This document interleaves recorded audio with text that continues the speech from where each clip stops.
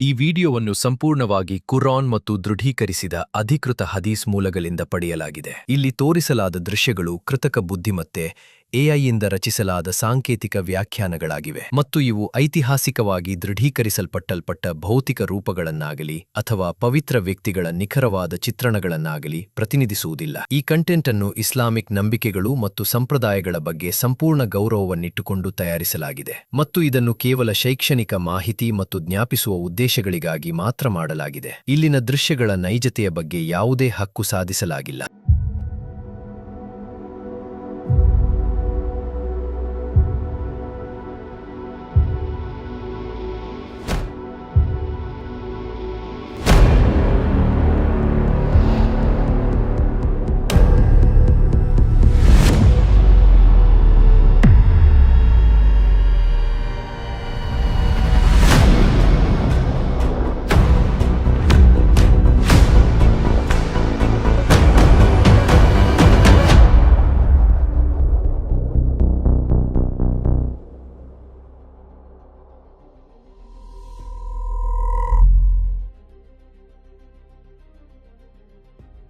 ಲೋಕವು ಅನ್ಯಾಯದಿಂದ ತುಂಬಿ ತುಳುಕುತ್ತಿರುವಾಗ, ಸತ್ಯವನ್ನು ಹೇಳುವುದು ಕಷ್ಟವಾಗುವಾಗ, ಸುಳ್ಳು ಸುಲಭವಾಗಿ ಸ್ವೀಕರಿಸಲ್ಪಡುವಾಗ, ಮಾನವರು ಸ್ವಾರ್ಥಕ್ಕಾಗಿ ಮಾತ್ರ ಬದುಕಲು ಆರಂಭಿಸುವಾಗ, ಅಲ್ಲಾಹನು ಮಾನವತೆಗಾಗಿ ಕೊನೆಯ ಮಹಾಪರೀಕ್ಷೆಯನ್ನು ಕಳುಹಿಸುತ್ತಾನೆ.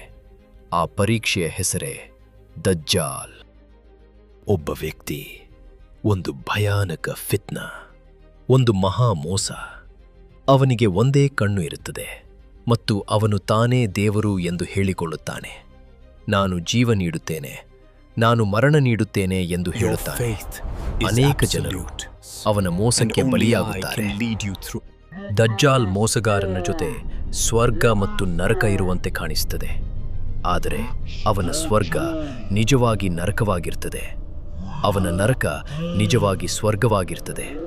ಅವನು ಮಳೆಗೆ ಆದೇಶಿಸ್ತಾನೆ, ಭೂಮಿಗೆ ಆದೇಶಿಸ್ತಾನೆ. ದುರ್ಬಲ ವಿಶ್ವಾಸವುಳ್ಳವರನ್ನು ಹಸಿವು ಮತ್ತು ಭಯದಿಂದ ಮಣಿಸ್ತಾನೆ. ಲೋಕದ ಬಹುಪಾಲು ಜನರು ಅವನ ಹಿಂದೆ ನಡೆಯುತ್ತಾರೆ. ಆ ದಿನ ಸಂಪತ್ತು ಸಹಾಯ ಮಾಡುವುದಿಲ್ಲ, ಶಕ್ತಿ ಸಹಾಯ ಮಾಡುವುದಿಲ್ಲ. ಸಹಾಯ ಮಾಡುವುದೇ ಸತ್ಯ ವಿಶ್ವಾಸ ಮಾತ್ರ.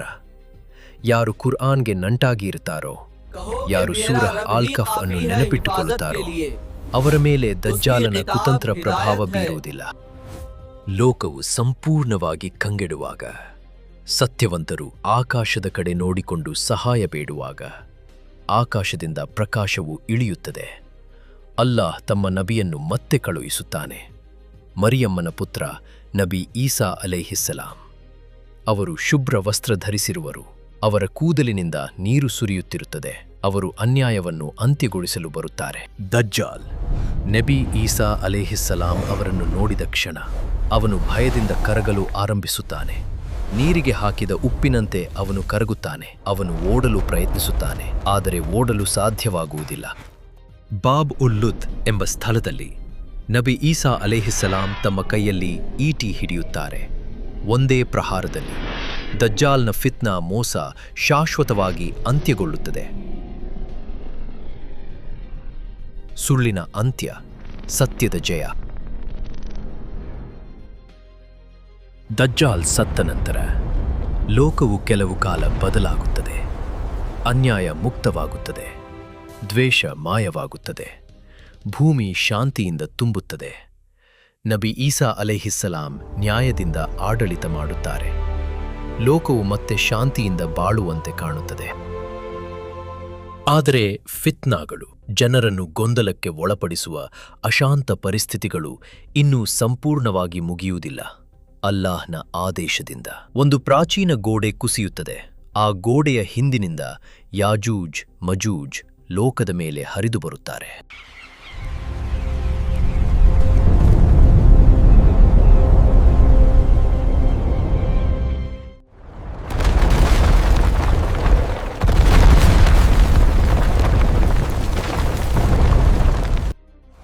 ಯಾಜೂಜ್ ಮತ್ತು ಮಜೂಜ್ ಸಾಮಾನ್ಯ ಜನಾಂಗವಲ್ಲ. ಅವರು ಪ್ರವಾಹದಂತೆ ನಗರಗಳನ್ನು ನಾಶ ಮಾಡುತ್ತಾರೆ, ಬೆಳೆಗಳನ್ನು ಹಾಳು ಮಾಡುತ್ತಾರೆ, ನದಿಗಳ ನೀರನ್ನು ಕುಡಿದು ಮುಗಿಸುತ್ತಾರೆ. ಜನರು ಕ್ರೂರತೆಯಿಂದ ಪರ್ವತಗಳಲ್ಲಿ ಅಡಗಿಕೊಳ್ಳುತ್ತಾರೆ. ಮಾನವನ ಶಕ್ತಿ ಸಂಪೂರ್ಣವಾಗಿ ವಿಫಲವಾಗುತ್ತದೆ. ನಬಿ ಈಸಾ ಅಲೈಹಿಸ್ಸಲಾಂ ಸತ್ಯವಂತರೊಂದಿಗೆ ಪರ್ವತಗಳಲ್ಲಿ ಆಶ್ರಯ ಪಡೆಯುತ್ತಾರೆ. ಅಲ್ಲಾಹನ ಮುಂದೆ ಪ್ರಾರ್ಥನೆಗಾಗಿ ಕೈಯೆತ್ತುತ್ತಾರೆ, ಏಕೆಂದರೆ ಈಗ ಅಲ್ಲಾಹ್ ಮಾತ್ರ ಸಹಾಯ ಮಾಡಬಲ್ಲನು.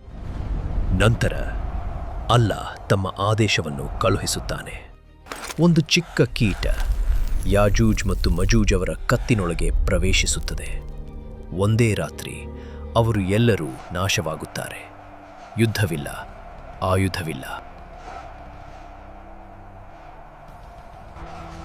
ಆದರೆ ಭೂಮಿ ಶವಗಳಿಂದ ತುಂಬಿರುತ್ತದೆ. ಅಲ್ಲಾಹ್ ದೊಡ್ಡ ದೊಡ್ಡ ಪಕ್ಷಿಗಳನ್ನು ಕಳುಹಿಸುತ್ತಾನೆ. ಅವು ಶವಗಳನ್ನು ದೂರಕ್ಕೆ ತೆಗೆದುಕೊಂಡು ಹೋಗುತ್ತವೆ. ನಂತರ ಮಳೆ ಬೀಳುತ್ತದೆ.